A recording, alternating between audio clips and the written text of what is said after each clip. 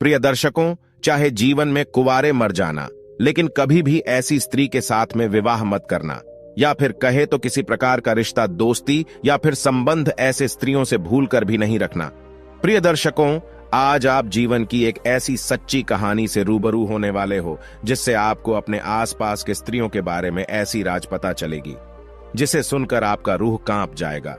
हाँ प्रिय दर्शकों, इस कहानी में आप लोगों को सुनने के लिए मिलेगा कि वो लड़की कैसी हुआ करती है जिनसे इंसान अगर भूल से भी शादी कर ले तो वह बर्बाद हो जाता है, चाहे कितना भी धन कमाए लेकिन हमेशा गरीब ही बना रहता है।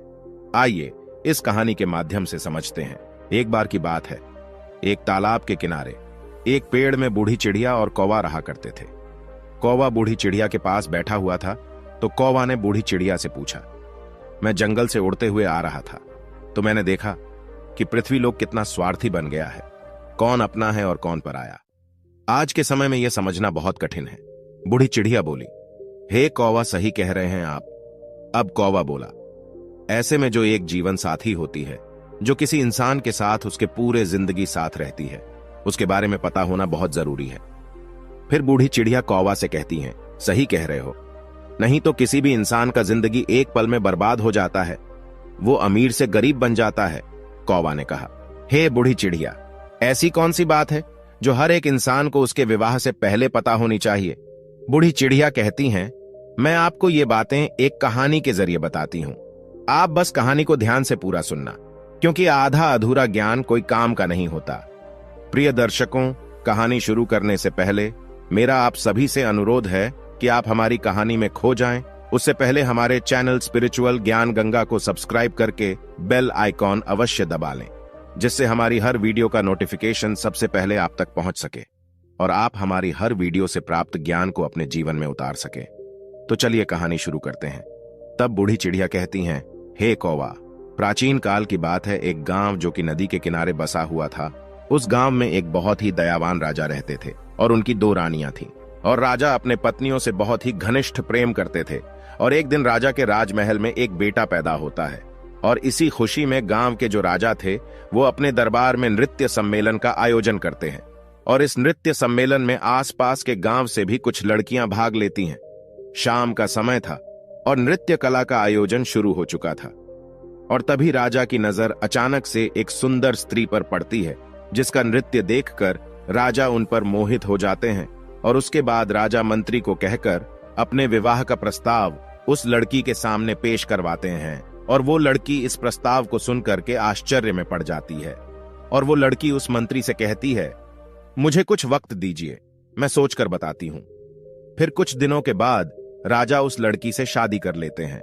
फिर कुछ सालों के बाद छोटी वाली रानी के 2 पुत्र होते हैं। कुछ समय के बाद उनके 3 बेटे बड़े हो गए, लेकिन प्रिय दर्शकों, दूसरे वाले रानी का एक भी पुत्र नहीं था, क्योंकि उनके नसीब में कोई संतान प्राप्ति नहीं था। और प्रिय दर्शकों, आप लोग जानते ही हैं कि राजा महाराजाओं को यह शौक हुआ करता था जंगल में शिकार का खेल खेलने का।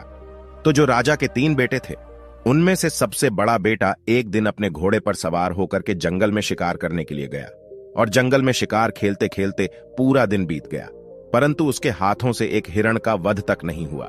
उसने एक भी हिरण को नहीं मार पाया। लेकिन तभी अचानक से सामने एक बहुत ही घने जंगल में से एक पागल इंसान निकल करके आया। वो बहुत ही अजीब सा फटा छेटा कपड़ा पहना हुआ था, और उसका व्यवहार भी थोड़ा अजीब सा था। साथ ही खाने के तलाश में इधर उधर भटक रहा था, और कंधे पे तोता बैठा हुआ था। उस इंसान और तोते के बीच में बहुत ही गहरी दोस्ती थी।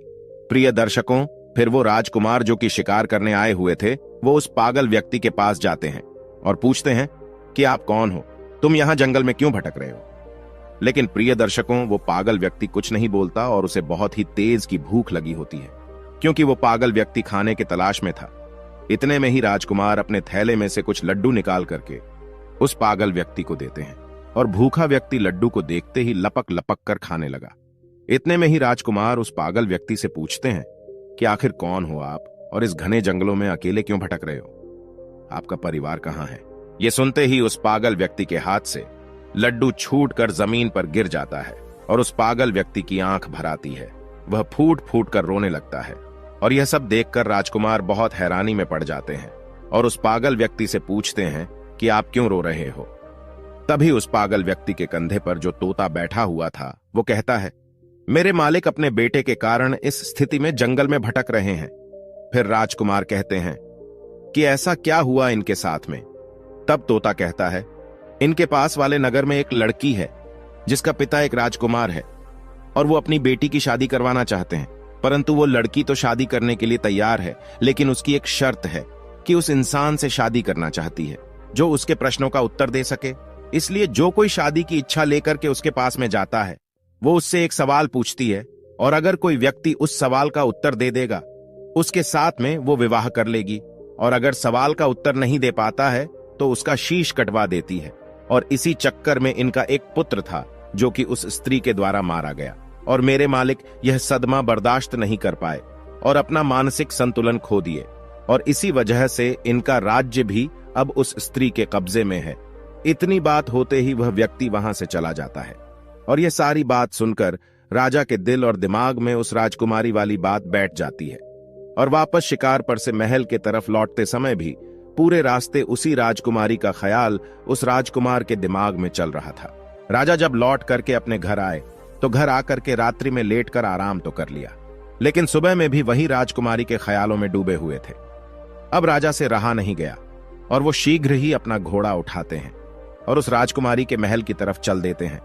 और तभी राजकुमार के माता पिता उनसे पूछते हैं कि बेटा कहां जा रहे हो। तब राजकुमार कहता है कि हमारे बगल वाले राज्य में एक राजकुमारी रहती है और वो विवाह करना चाहती है, परंतु उस राजकुमारी का यह कहना है कि उसका कोई प्रश्न है कि जो कोई उसके प्रश्न का उत्तर दे देगा वो उसके साथ विवाह कर लेगी, और जो नहीं दे पाता उसका सर कटवा देती है।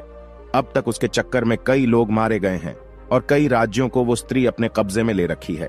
यह सुनकर राजकुमार के माता पिता ने राजकुमार को बहुत रोकने की कोशिश की, परंतु राजकुमार उनका एक भी नहीं सुना और राजकुमारी के महल की ओर निकल जाते।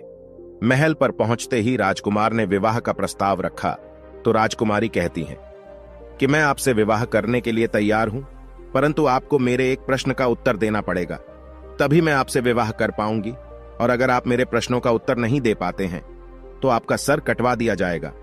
राजकुमार ने इस शर्त को स्वीकार कर लिया और बोला, राजकुमारी पूछिए, आपका क्या प्रश्न है, मैं आपके प्रश्नों का उत्तर देने के लिए तैयार हूं। फिर राजकुमारी अपना वह एक प्रश्न पूछती है जो अभी तक कई लोगों से पूछते आ रहे थे, और जब राजकुमारी ने प्रश्न पूछा तो वो राजकुमार देखता रह गया।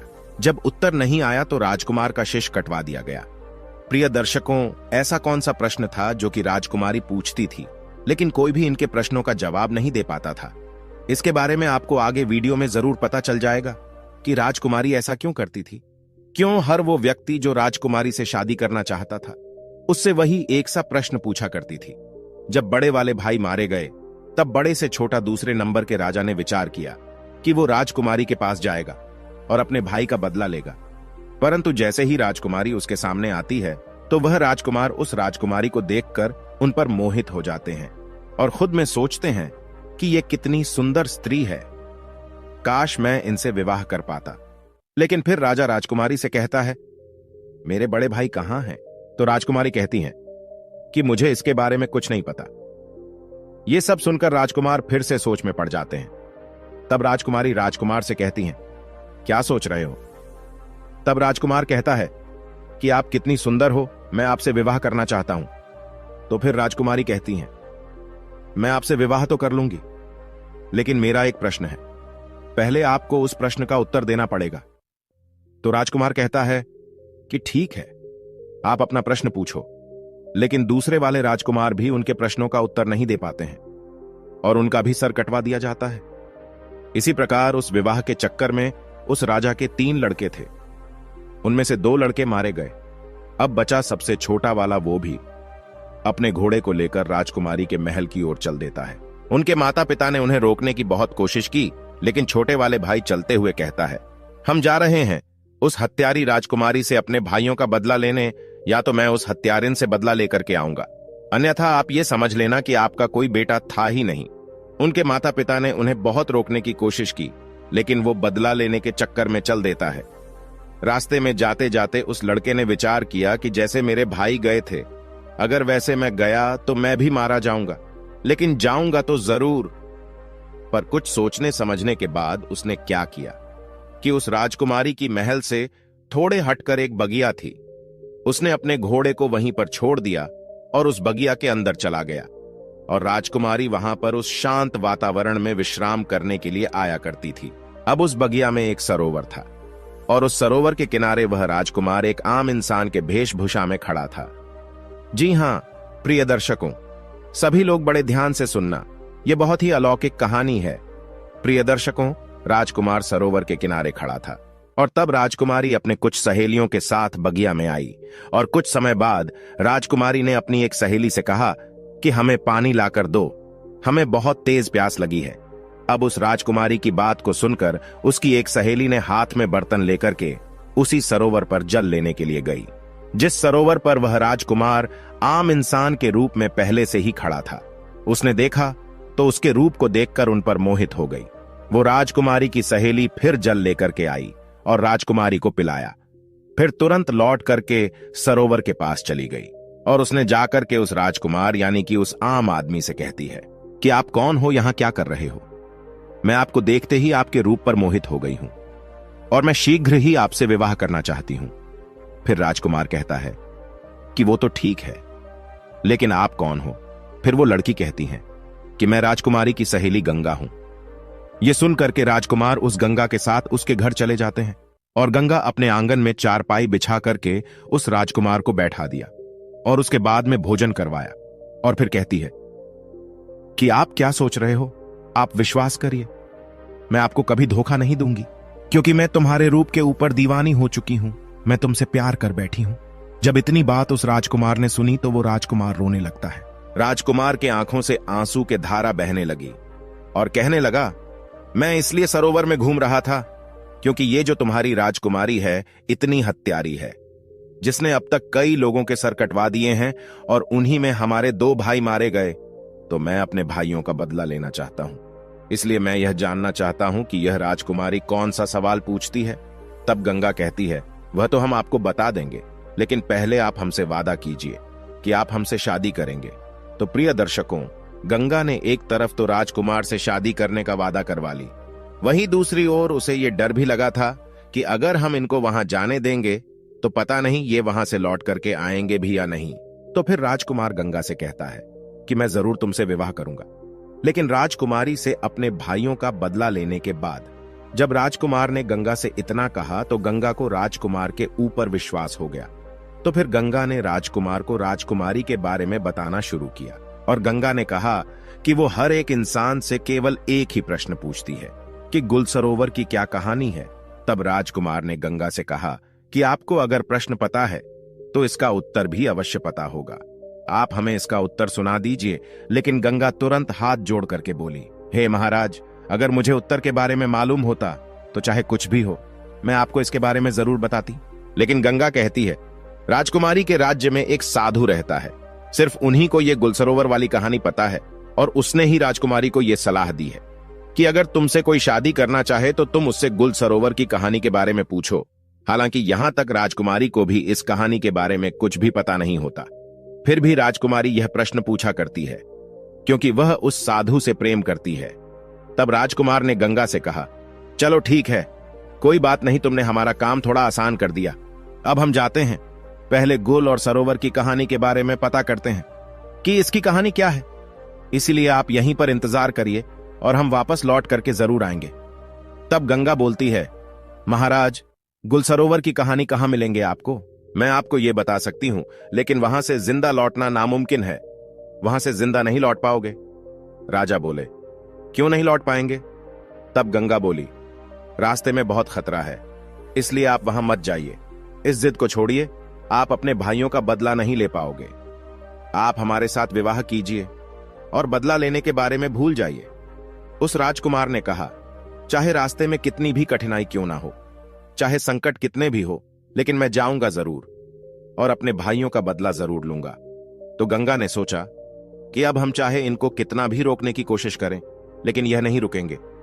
तो फिर गंगा ने खुद एक घोड़ा और एक तलवार राजकुमार के हाथ में दिया और कहा कि यह घोड़ा और यह तलवार तुम्हारे काम जरूर आएगी, इसलिए आप एक काम करना, यहां से ठीक दक्षिण दिशा की तरफ जाओ, और जब आप दक्षिण दिशा की तरफ जाओगे तो आगे आपको गुफा में एक शेर मिलेगा, और उस शेर से आपको डरना नहीं है, क्योंकि वह शेर बूढ़ा हो चुका है, जिस वजह से वह शिकार नहीं कर पाता और बहुत भूखा रहता है। जब आप उसके पास जाओगे तो इस तलवार के मदद से रास्ते में उस शेर के लिए कुछ खाने को जरूर ले जाना, और जब वह शेर गुफा से बाहर आए तब उसके सामने यह खाने की चीज रख देना। वो उसे खा करके तुम्हारी मदद जरूर करेगा। बस इतना ध्यान रखना कि आप जब जंगल में थोड़ा आगे बढ़ोगे तो आप समुद्र के किनारे पहुंच जाओगे, तो वहां से आगे आपको समुद्र के उस पार जाना होगा। और इतना कहकर गंगा राजकुमार को विदा कर देती है और राजकुमार दक्षिण दिशा में जंगल की तरफ निकल जाते हैं। जाते समय गंगा बोलती है, महाराज भूल मत जाना, लौट करके जरूर आना, चाहे कुछ भी हो जाए, मैं आपका जीवन भर इंतजार करूंगी, मुझे आप भूलोगे तो नहीं।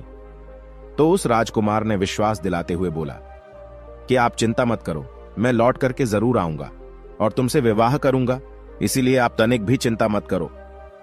अब वो राजकुमार धीरे धीरे जंगल की तरफ बढ़ने लगा, तो गंगा के मुताबिक उसको एक शेर का गुफा मिला, जिसमें वही एक बूढ़ा शेर था, जिसके बारे में गंगा ने राजकुमार को बताया था, और साथ में यह भी कहा था कि आप रास्ते में इस तलवार की मदद से उस बूढ़े शेर के लिए कुछ खाने को ले जाना। तो वो राजकुमार बिल्कुल ऐसा ही करता है और उस शेर के सामने खाना रख देता है।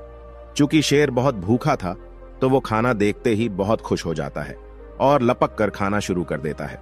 राजकुमार देखता है कि अब तो शाम हो चुकी है, जिस वजह से हल्का हल्का ठंड भी लगने लगता है और कुछ देर में अंधेरा भी हो जाएगा। तो वो क्या करता है कि आसपास से कुछ लड़कियां इकट्ठा करके ले आता है और गुफा के सामने थोड़ा सा आग जला लेता है। तब उसी आग के पास में आकर वो शेर राजकुमार के बगल में बैठ जाता है और राजा उस शेर को सहलाने लगता है। और कुछ समय बाद राजकुमार को आंख लग जाती है।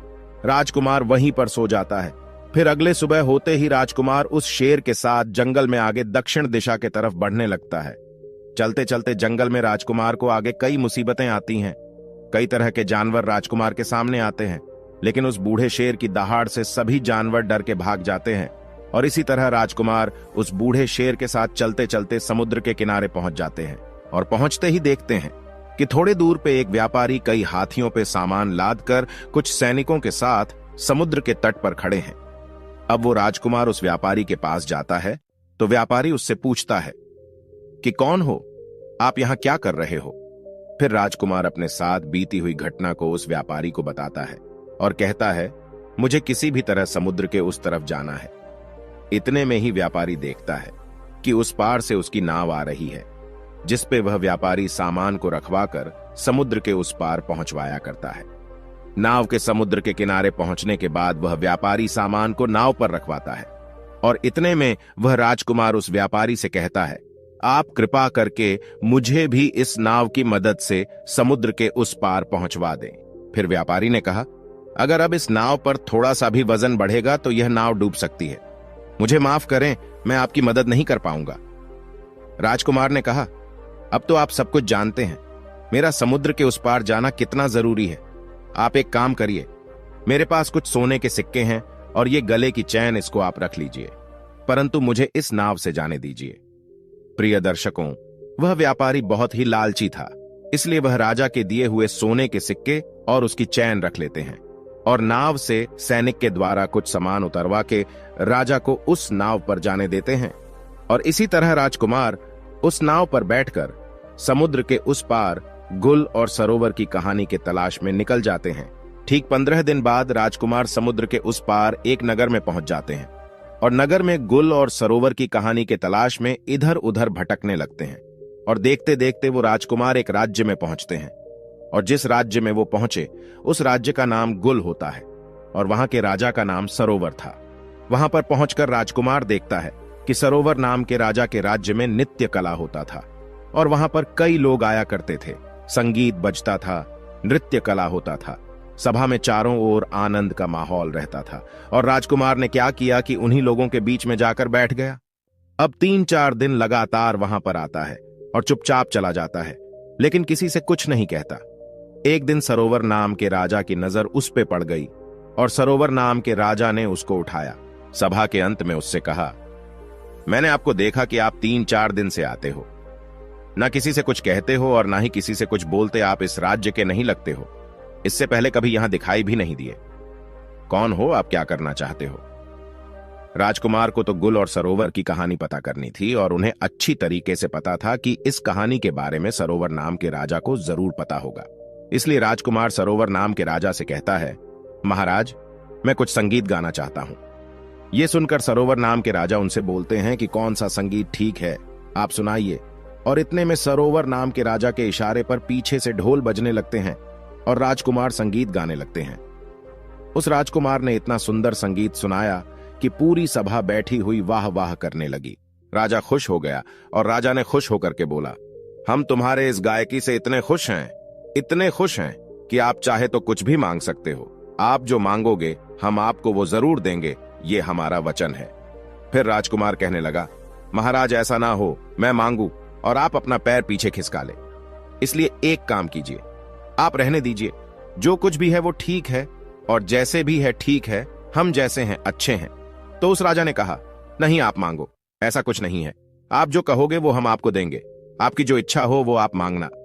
अब उस राजकुमार ने कहा, हे महाराज, मुझे कुछ नहीं चाहिए, मुझे केवल आप गुल और सरोवर की कहानी बता दीजिए। उस सरोवर नाम के राजा को पसीना आ गया, जो सरोवर नाम का राजा था। उसने कहा, तुमने ये क्या मांग लिया? तुम मुझसे मेरा पूरा साम्राज्य मांग लेते, वो भी मैं तुम्हें दे देता, लेकिन तुमने मुझसे ये कैसा सवाल पूछ लिया? इसकी कहानी मैं जानता हूं, लेकिन मैं वो तुम्हें बता नहीं सकता। तभी राजकुमार ने कहा, महाराज, कुछ समय पहले आपने ही तो ये कहा था कि आप जो मांगोगे हम आपको वो दे देंगे, इसलिए आप केवल मुझे वही गुल और सरोवर की कहानी सुना दीजिए कि आखिर इस कहानी का क्या राज है। अब महाराज अपने ही दिए हुए वचनों में फंस जाते हैं और कहने लगे, अगर तुम्हारी यही इच्छा है, बार बार तुम यही जिद कर रहे हो, तो मैं तुम्हें गुल और सरोवर की कहानी तो सुना दूंगा, लेकिन ध्यान रखना, कहानी खत्म होने के तुरंत बाद हम तुम्हारा सर कटवा देंगे। अगर तुम इस बात पर राजी हो तो हम तुम्हें गुल और सरोवर की कहानी बताते हैं कि आखिर गुल और सरोवर की कहानी क्या है। राजकुमार ने कह दिया, ठीक है, आप मेरा सर काट लेना, लेकिन आप कहानी जरूर सुना देना। बोले, ठीक है, हम तुम्हें जरूर सुनाएंगे। तब महाराज मंत्रियों को इशारा दिया और नौकरों को भी इशारा दिया। अब नौकर चले हैं कारावास की तरफ, वहीं बैठा हुआ देख रहा है। तब नौकर क्या लेकर के आए कि एक लड़की है, वो बहुत सुंदर है, उसके शरीर पर फटे पुराने वस्त्र है और उसके हाथों में पैरों में बेड़ियां पड़े हुई है। वो चल नहीं पा रही थी और इसीलिए नौकर लोग मार लगाते हैं।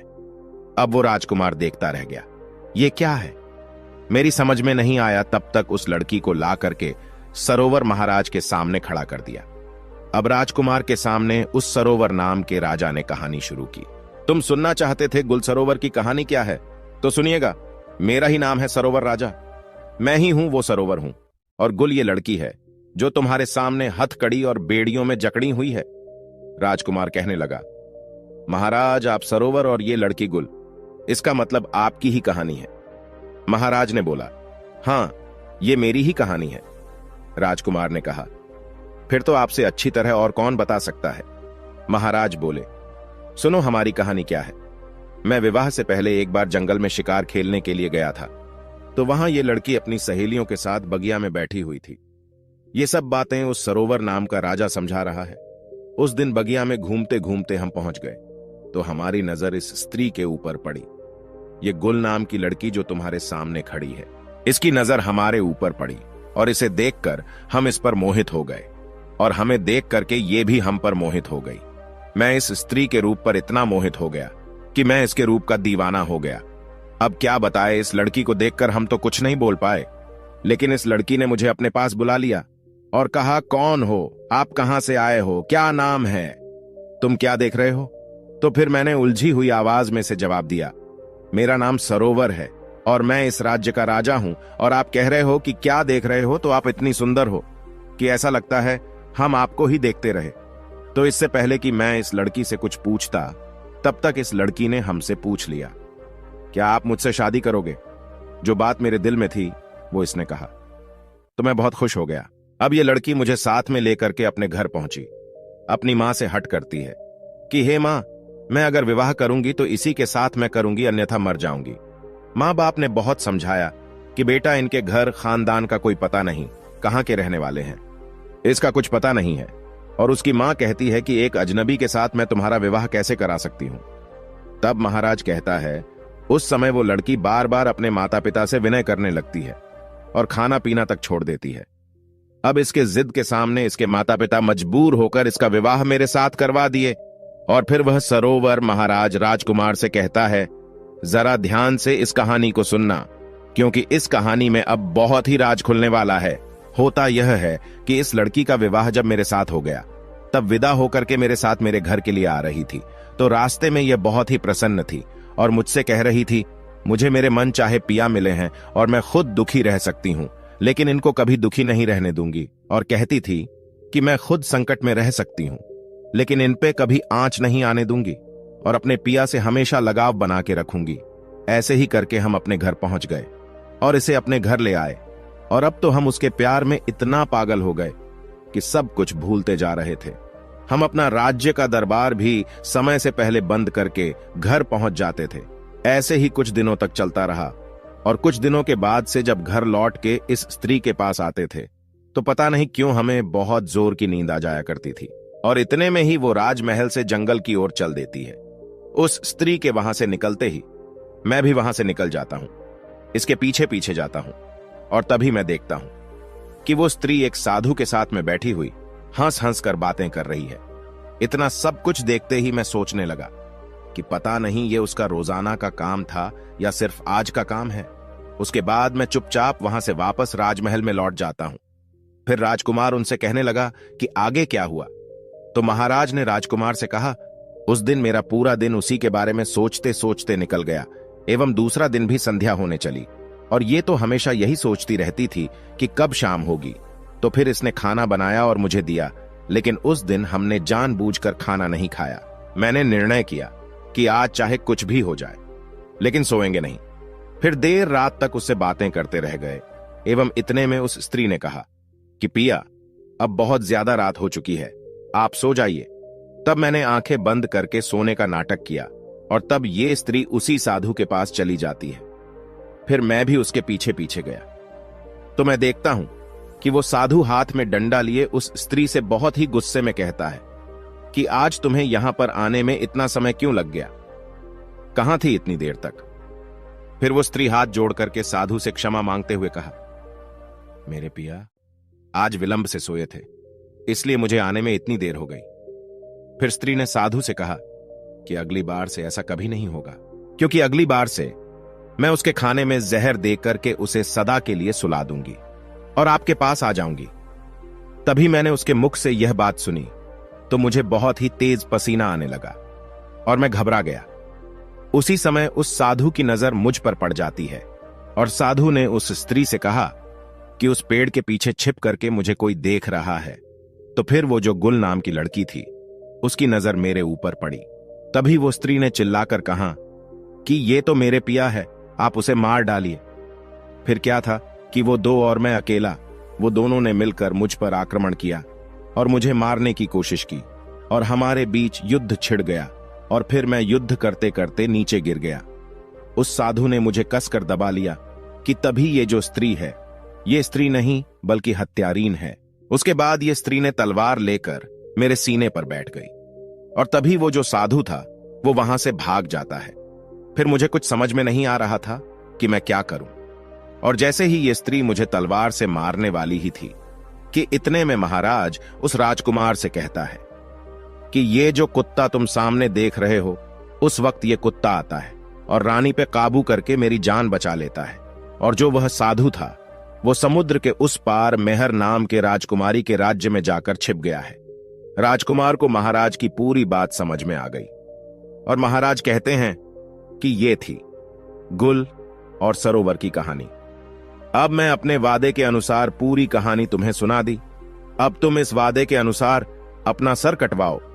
इतने में राजकुमार ने कहा कि महाराज, आप मेरा सर काट लीजिएगा, लेकिन उससे पहले मुझे यह बता दीजिए कि उस रानी ने उस साधु को अपने राज्य में क्यों छिपने दिया, अब तक क्यों छिपा करके रखा है।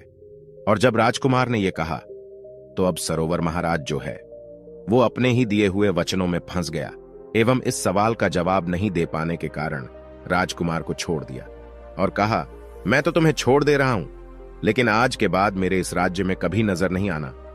राजकुमार ये सब सुन के उस मेहर नाम के राजकुमारी के महल की ओर चल देते हैं। कुछ दिनों के बाद जब राजकुमार मेहर नाम के राजकुमारी के महल में पहुंचते हैं तो राजकुमारी से कहते हैं, मुझे आपसे विवाह करना है। फिर मेहर कहती है, आपको पहले मेरे एक प्रश्न का जवाब देना पड़ेगा, तभी मैं आपसे विवाह करूंगी, और अगर आप जवाब नहीं दे पाते हैं तो आपका सर कटवा दिया जाएगा। प्रिय दर्शकों, अब राजकुमार को तो पहले से ही पता था कि राजकुमारी क्या प्रश्न करने वाली है, इसीलिए राजकुमार ने शर्त स्वीकार कर लिया और कहा, हां पूछो, क्या प्रश्न है तुम्हारा? मैं तुम्हारे प्रश्नों का उत्तर देने के लिए तैयार हूं। लेकिन तुम शायद इस कहानी को सुनने के बाद अपने क्रोध पर काबू नहीं कर पाओगे। अब राजकुमारी सोचती है कि आखिर ऐसा क्या है इस कहानी में जिसे सुनकर मैं क्रोधित हो जाऊंगी। राजकुमारी इस बात पर ध्यान नहीं देते हुए राजकुमार से कहती हैं कि आप कहानी सुनाओ, क्योंकि राजकुमारी उस साधु के प्रेम में अंधी होती है। अब राजकुमार कहानी सुनाता है और जैसे ही कहानी पूरी होती है तो राजकुमारी कहने लगी, ऐसा क्या था इस कहानी में जो मुझे क्रोध आता? राजकुमार बोले, जिस साधु के प्रेम में तुम अंधी हो वो वही गुल सरोवर वाला साधु है जो वहां से भागकर समुद्र के इस पार तुम्हारे पास आकर छिपा हुआ है। अब मेहर को विश्वास नहीं होता और वो तुरंत राजमहल से निकलकर अपने राज्य में उस साधु के यहां पहुंचती है और उस मेहर के साथ पीछे से वह राजकुमार भी जाता है और मेहर उस साधु से पूछती है कि तुम कौन हो? साधु घबरा जाता है और कुछ बोल नहीं पाता। इतने में राजकुमारी समझ जाती है कि ये पक्का वही इंसान है। अब राजकुमारी उस साधु से कहती है, तुम्हारे चक्कर में कई लोगों का सर कटवाया गया, तुम खुद सभी लोगों को जंगल में ले जाकर के सिर कटवाए हो, अब तुम्हें भी सजा मिलेंगी, तुम्हारा भी सर राज्य के सभी लोगों के सामने कटवाया जाएगा। इतने में साधु बोलता है, राजकुमारी मुझे माफ कर दो, मैंने किसी का जान नहीं लिया, वो सभी लोग अभी भी जिंदा है। तब वो राजकुमार जो मेहर के साथ आया था उस साधु से पूछता है कि कहां हैं सभी लोग, तुम मुझे जल्दी से बताओ। अब वह साधु मेहर और राजकुमार को एक ऐसी जगह पे लेकर जाता है जहां पर वो सभी लोगों को कैद करके रखा था। राजकुमार सभी लोगों को वहां से आजाद कराता है और उनके दोनों बड़े भाई भी मिल जाते हैं और राजकुमारी उस साधु को हमेशा के लिए उसी कैद में बंद कर देती है। तब राजकुमार उस मेहर नाम के राजकुमारी से कहते हैं, आपका बहुत धन्यवाद, आज आपकी वजह से मैं अपने भाइयों से मिल पाया, जहां मुझे लग रहा था कि मेरे दोनों बड़े भाई कब का मर चुके हैं। और इतना बोलने के बाद राजकुमार मेहर नाम के राजकुमारी से कहते हैं, जीवन में कभी भी किसी इंसान को दूसरे पे विश्वास नहीं करना चाहिए जब तक कि आपको उस दूसरे इंसान के बारे में पूरी जानकारी नहीं हो, क्योंकि ज्यादातर इंसान के अंदर खुद के लिए स्वार्थ छुपा होता है।